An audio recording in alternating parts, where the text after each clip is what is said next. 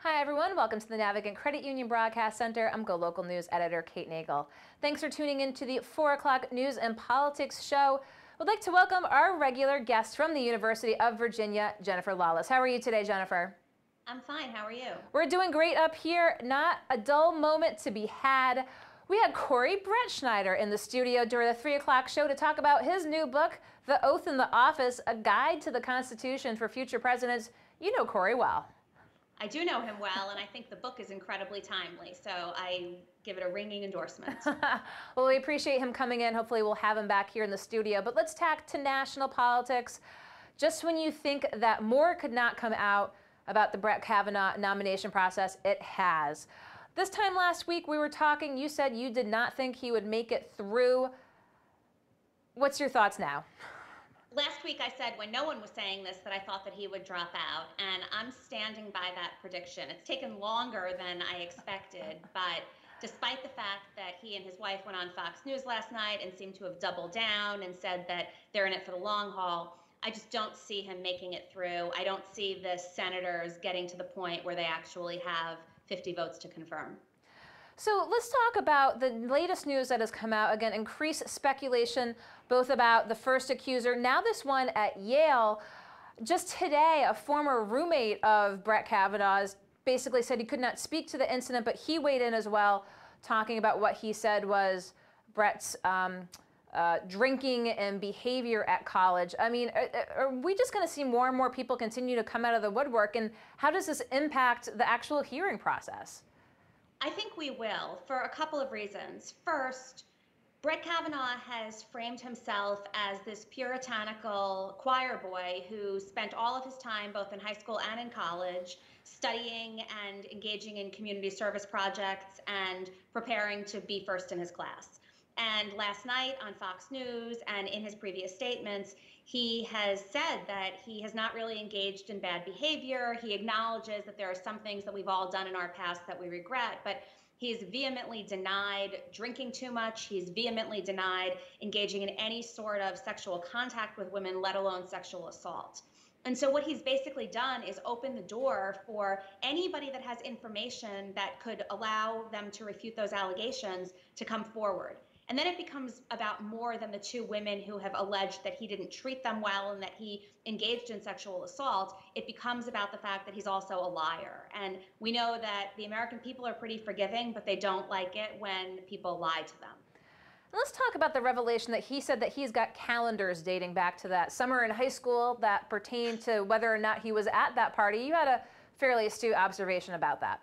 I mean, I would say a couple of things about that. First of all, what high school student do you know who keeps detailed calendars of their comings and goings? And second, even if there are this breed of sort of dorky high schoolers who 30 years later still have the calendars marking when they had midterm exams and everything else, who marks on those calendars, oh, Friday, such and such a date, I'm going to go commit sexual assault at Steve's party, right? It's completely ridiculous to suggest that those calendars are evidence that he did not engage in this act. And the fact that the Republicans are trying to trot out those calendars as evidence of his squeaky clean background, I think make more of a mockery of this entire thing than anything else. Let's talk about someone turning up today. Was it Delaware, I believe, that they found Mark Judge? Yes, he turned up at a Delaware beach house, and his only question to a reporter was, "How did you find me?" And, you know, this just highlights that the questions people have for Brett Kavanaugh's potential character witnesses are really, really important. And the notion that the Senate Judiciary Committee is not going to allow or subpoena witnesses to testify to the background and the character on both sides really highlights a major problem here. The fact that Judge had to run away and go into hiding further implies that maybe he has information that he doesn't really want to share. And so all of this basically attention being paid on Brett Kavanaugh and his past, his accusers, his yearbook blurb, if you will, even that has come further to light. You know, when I had Corey Brettschneider in earlier talking about the Constitution and pertaining to Brett Kavanaugh's views specifically on executive power, I think he called them scary views. I mean, we talk about this all the time. We talk about the politics of, not to say distraction, because allegations of sexual assault are certainly not distraction, but there are other issues that are certainly not being addressed or looked at this juncture. That's right. And not only are other issues not being looked at this juncture, but we saw yesterday the White House trying to take the spotlight off of the substantive issues that are actually being addressed here by suggesting that they were ready to fire Rod Rosenstein yesterday. Right now, they've delayed that until Thursday, which, quite frankly, maybe I'm cynical, but I don't think it's a coincidence that they identified Thursday, given that that's when the Senate Judiciary Committee is supposed to have its hearing. And so we're now at sort of a second layer of distraction tactics. And not only are we not dealing with the most important issues facing the nation, but now we're not even dealing with the most important issues facing this confirmation hearing. And so let's go to the Rod Rosenstein, the reports that were coming out yesterday that he was already out. I mean, speak to the vociferous and the dog-eat-dog nature of media down in D.C. to be first. I mean, it is insane. CNN reported that he had already given his resignation to John Kelly, when in fact he had said a week before that or several days before, that he was willing to resign, and nothing came of that. They then quickly retracted that, but camped out in front of the White House so that they would be the first ones to have the story. And of course, people are watching. I mean, we were watching for about 25 or 30 minutes. Nothing, an empty parking lot waiting for an SUV carrying Rosenstein to bring him to the White House, right? And I'm sitting there watching this, like this is newsworthy.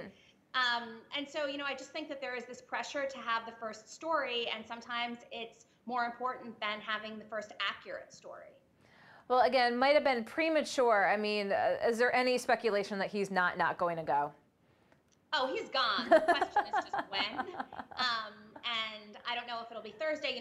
He's meeting face-to-face with Donald Trump on Thursday. And what we know about Donald Trump is that he's a little bit of a chicken when it comes to firing in person, right? He likes to do these things behind the scene, or he likes to do them on television. In the case of Jim Comey, he found out he was fired because the CNN screen behind him informed him of that. So it's kind of strange to envision a scenario where Trump looks Rosenstein in the eye and says, "You're fired." But I cannot imagine him staying on much longer. He has no confidence in him or the Justice Department. So envision we might see a tweet perhaps in the next 24 to 48 hours that basically makes it a fait accompli. I think so. Or the tweet coming out of the White House as Rosenstein is walking in, which is how Reince Priebus was fired. Let's talk a little bit about the administration, and let's talk to the world stage. President Donald Trump was at the UN today and made some remarks that garnered some unexpected laughter.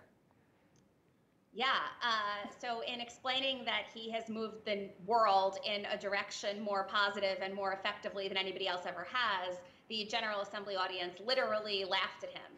And at first, he wasn't exactly sure what they were laughing at, and he kind of doubled down and moved forward, and then he realized, oh, they're actually mocking him. He acknowledged that this wasn't the kind of reception that he expected, but he moved on. And I think it's these kinds of situations which allow him to, at least for a small moment of time, realize that his perception of how he's received, not only by U.S. citizens, but by the global community, is not necessarily the same thing as reality. And I'm sure he'll surround himself with people that'll tell him that he did a great job and that everybody thinks he's amazing. But at least for a few short moments, I think reality struck. So here we are. It's Tuesday afternoon. Of course, Thursday is the big day down there. And speaking of Thursdays, just want to update viewers. A story on GoLocal just put up. The Teamsters and the First Student Bus Company now are on schedule to strike on Thursday here. So Thursday's the day. The Teamsters did just put out a new communication from their pension fund leadership about the state of their pension fund. You can read that on GoLocal. So Jennifer, besides Thursday, what else are we looking at? Well, the midterm elections are in full swing now. We're talking about just 6 weeks away. And there are competing messages out there, right? The Republicans' approval rating is higher than it's been in a very long time. But the generic ballot suggests that voters still want Democrats to take back Congress. And so we're seeing many, many races remain very competitive. And things that candidates are saying, especially about these confirmation hearings, are playing a pretty important role. You're already seeing senators in hotly contested races weigh in on whether they think that Kavanaugh's background from 35 years ago should be a disqualifying feature. And I don't think that this kind of issue is helping the Republicans. In 2012, when Todd Akin and Richard Murdoch made statements about rape and demonstrated that they had no fundamental understanding of how to communicate with women, Claire McCaskill and Joe Donnelly were elected to the Senate. Claire McCaskill was reelected and Donnelly was elected. They're both up for reelection this time, and it looks like there are various Republican opponents around the country who might echo the same mistakes that were made in 2012. Well, certainly going to keep being a close eye on some of those races around the country. And of course, we're looking here to November as well. Jennifer Lawless, as always, we appreciate your taking the time to give us the insights as what's taking place down there inside the Beltway. Thank you so much. Of course. Bye-bye. Okay. We're going to let Jennifer go, and we'll be back right here in the Navigant Credit Union Broadcast Center, so don't go anywhere.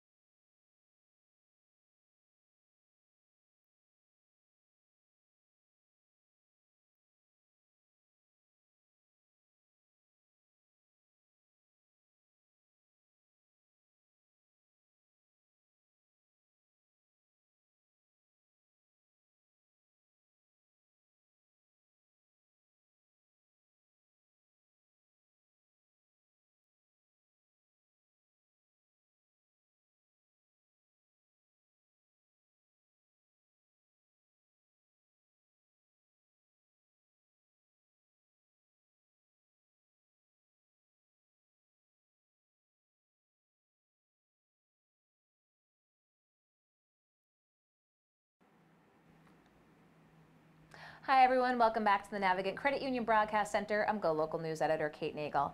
Thanks for tuning in for the 4 o'clock news and politics. We're going to tack to some news, an annual event that most Rhode Islanders, if you haven't heard of it, I don't know where you've been. Carol Ann Donnelly with the Gloria Gemma Breast Cancer Resource Foundation. Thank you for joining us today. Thanks for having me. Flames of Hope this weekend.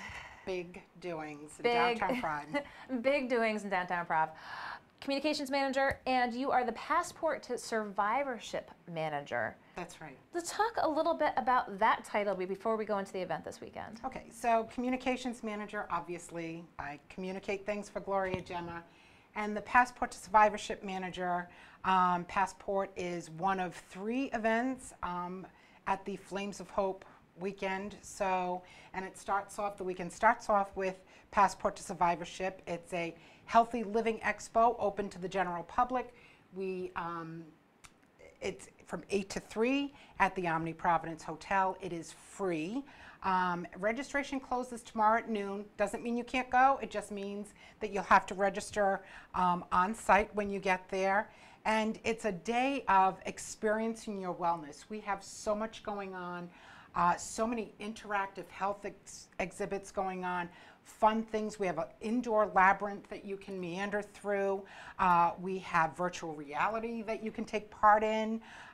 We have tons of presentations and that you can sit in on and listen to. And we have 2 incredible keynote speakers in the morning. We have Chef Billy Manzo, who we all know, Rhode Island favorite, owns Federal Hill Pizza. He's been here. We love Billy. And he's awesome. And he's quite the character, and I say that with love because I adore him. And he's actually taught a cooking class for the Gloria Gemma Foundation for our survivors, and we learned so much from him. And then so he's at 10 o'clock in the morning, and then our keynote speaker is Dr. Michael Greger, who is a best-selling author, founder of nutritionfacts.org, and he is also a sought-after international speaker on public health. And it took us 2 years to get him here. Oh, my goodness. We had to book him 2 years ago to make sure that we had him. So it's an event that you want to come to and be a part of. And the first 500 people who arrive also get a giveaway bag filled with lots of goodies and also a beautiful Sparkle Strong bracelet by Zaxi. We've had Zaxi in here too. We love Zaxi. Yes, yes, local jewelry manufacturer. They're a wonderful company. Really love supporting locals, so we're very happy that they're going to be a part of this event.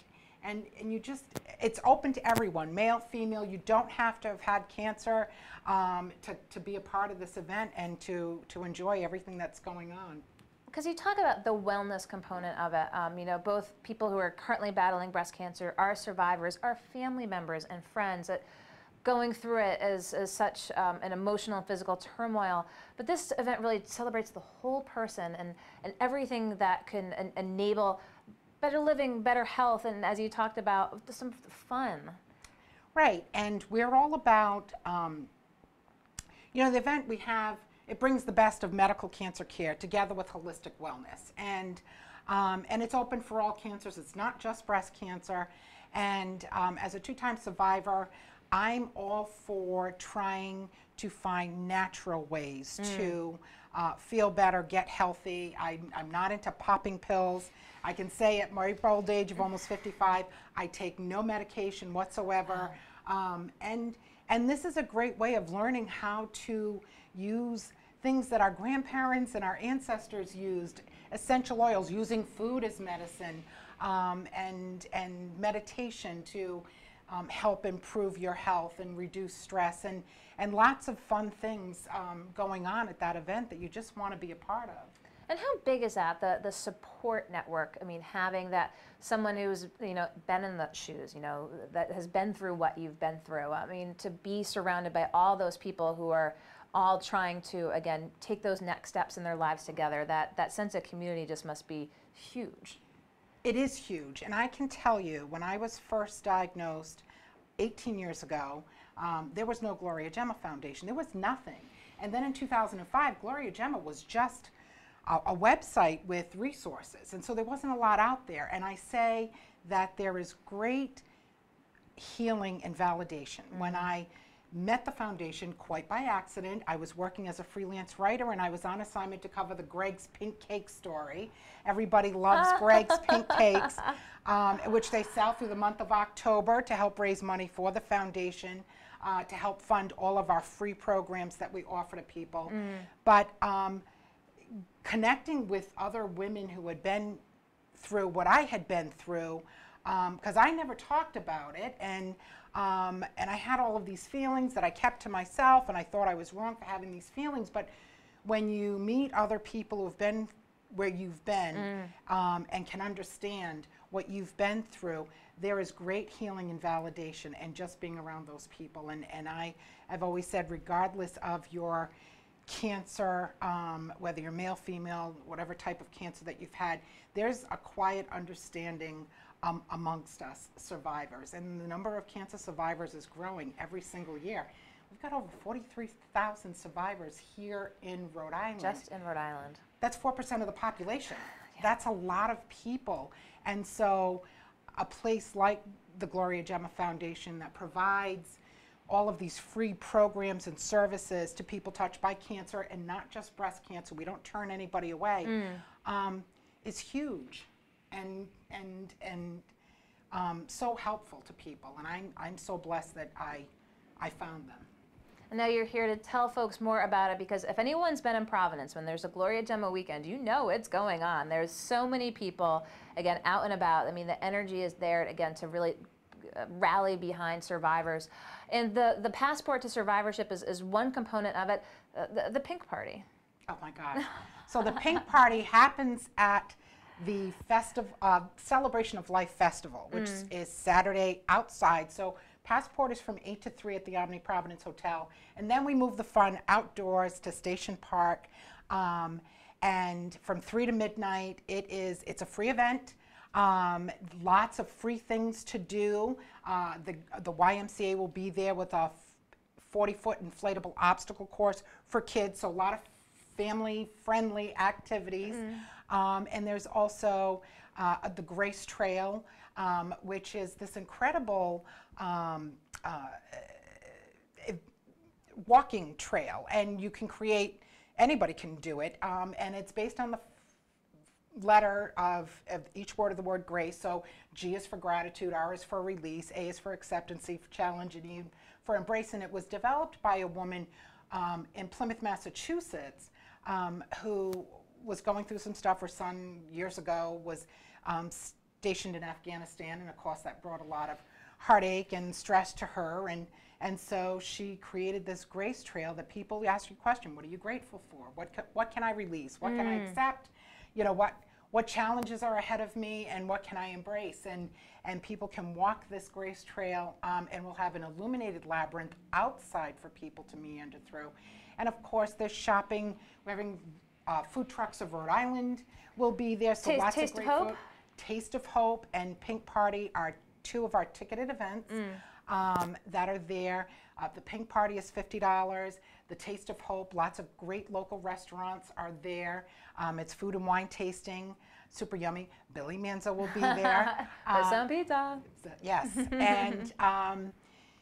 and it's just a great time. And you can purchase the Pink Party tickets for $50, Taste of Hope for $30, and you combine the two and save yourself $10. And then there's $70, and you get this VIP pass, and you can toggle back and forth between the two tents and get the best of both worlds. And it's a great night. And for $70, you can't go out for $70. No, you can't go out for dinner. So I mean, you can't. And then the headlining band outside at Flames of Hope is Montreal Rhapsody Orchestra. Great band. We had them last year. High energy, real party band. So everybody was dancing in the park, having a good time, right up until the very end. So the energy there at Flames of Hope is just, I always tell people, it's palpable. You can feel it, and you want to be a part of it. So I encourage people, if you haven't been to Flames of Hope in a few years, come on down. It's a whole new event, and at 9:30, fireworks. So you're going to get to see fireworks off the State House. We did that a few years ago. We're bringing it back. Nice. Yeah, I mean, there's so much to see and do. It's a family-friendly, fun event. So come on down and enjoy it. So here we are. It's Tuesday afternoon. Are you going to get any sleep between here and there? What is left for you to do getting ready for the weekend? Actually, I just said to my boss, I'm in pretty good shape. I think I'll take tomorrow off. There are a lot of little details left, you know, put the finishing touches on this event. It's in addition to, you know, everything that we do at Gloria Gemma, this is something that we work on all year long. We're a small staff, so we rely on hundreds of volunteers, and we're still looking for volunteers. So if there are people out there who want to volunteer, they can go to our website at gloriagemma.org. And you can go to our website to purchase tickets for the Pink Party or the Taste of Hope, or to register for Passport, or sign up for our 5K, which is on Sunday, which closes out the event. And that's our largest fundraiser, which helps fund almost 20 free plus programs that we provide to people and their families every year. And we help about 5,000 people a year. So, you know, we need people's support. We want you to come and enjoy Flames of Hope and be a part of it. Well, so much going on this weekend. We'll provide all the links to it as well. And as you mentioned, the race on Sunday. If you don't take part in the fun and festivities on Saturday, and you want to walk or run in support of, as you said, 43,000 cancer survivors in the state of Rhode Island. In the state of Rhode Island. And growing. If you haven't seen the Gloria Gemma weekend, you haven't been in Rhode Island. So this is, now you've been with the foundation for 8 years. I have been with the foundation for 8 years. And this is going to be a big weekend here in Providence for Flames of Hope. And we're going to provide, again, those links so you can get some more information if you're interested. Times, tickets, what's free, what you can do to take part to, again, support the Gloria Gemma Breast Cancer Resource Foundation. Carol Ann Donnelly, thank you so much for coming into the studio. As we said, politics and news. The big news is the big event in Providence this weekend, but we're going to be back with politics here in the Navigate Credit Union Broadcast Center, so don't go anywhere.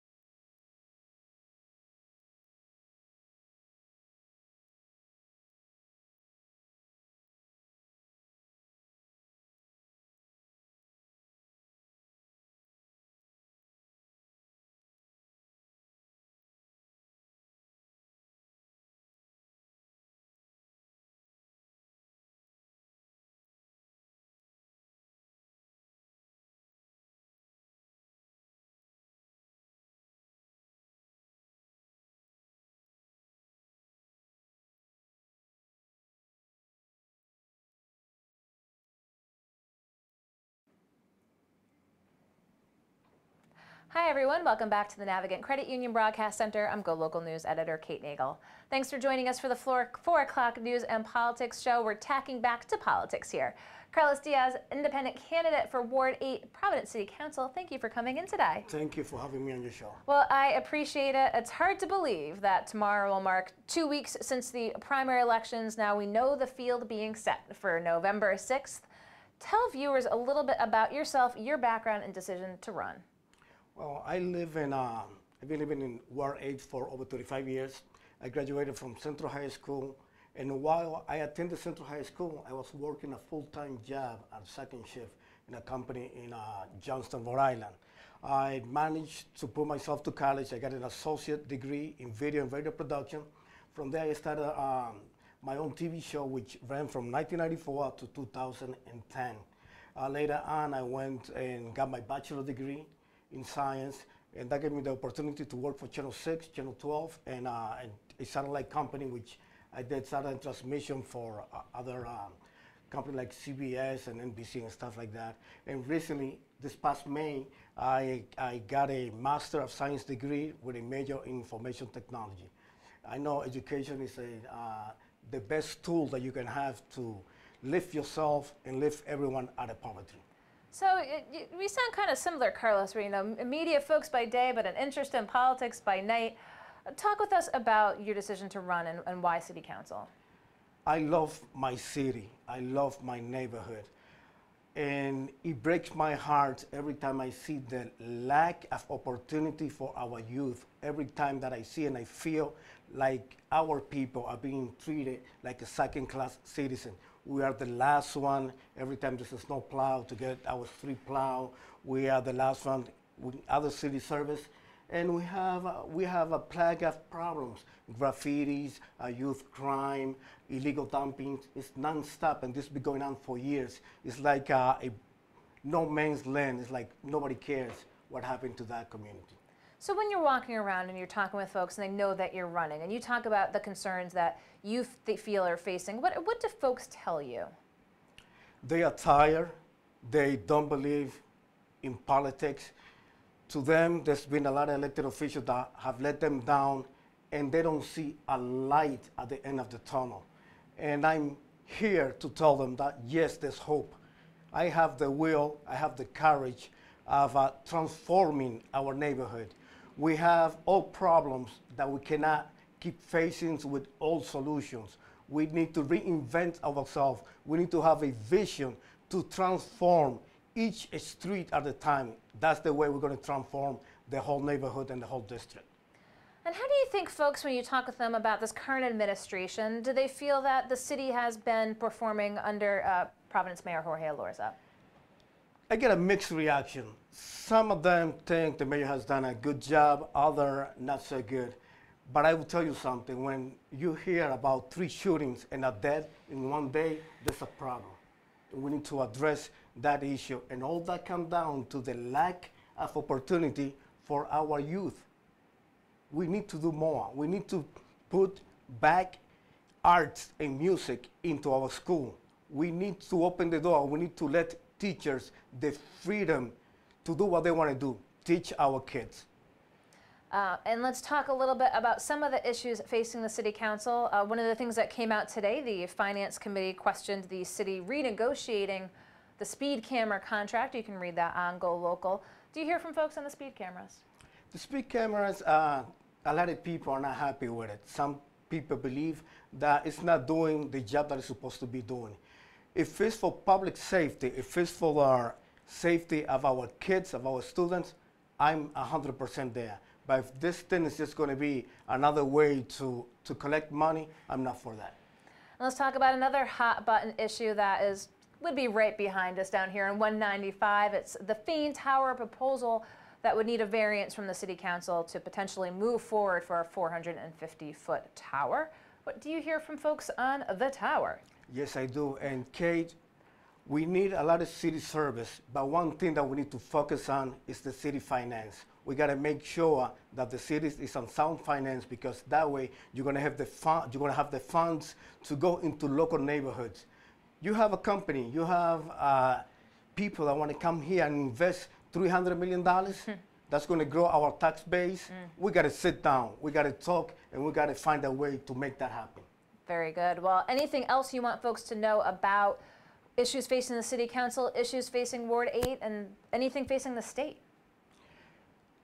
I want to tell people that Ward 8 is my neighborhood. That's where I have my family. That's where I have my home. I've been there for 35 years. I try to better myself, but I did better myself to live, to move out of my neighborhood. I better myself to stay in my neighborhood and help other people better themselves. November 6th, there's a clear choice. If you want someone with a vision, somebody that's willing to transform, someone that's willing to look out of the box, that candidate is me. Providence City Council, November 6th, Carlos Diaz. Well, I appreciate your taking the time to come in the studio, talk right with viewers and voters, and we'll provide links again to your campaign website as well. So, Carlos Diaz, thank you for taking the time to come into the studio. Thank you, and thank Local Proud for whatever, for all the things that you guys are doing. I'm sure that people, once they go to the election, once they go to the ballots, they cast the ballots, they're going to be more informed and they're going to know who to vote for, and that's a great work you guys are doing. Well, we hope to bring politics right to the viewers here in the Navigant Credit Union Broadcast Center. It's been a busy day, but this wraps up the 4 p.m. show. Be sure to tune in tomorrow at 3 o'clock for Laura Afonso and Food. I'll be back at 4 with news and politics here in the Navigant Credit Union Broadcast Center. I'm GoLocal News Editor Kate Nagel.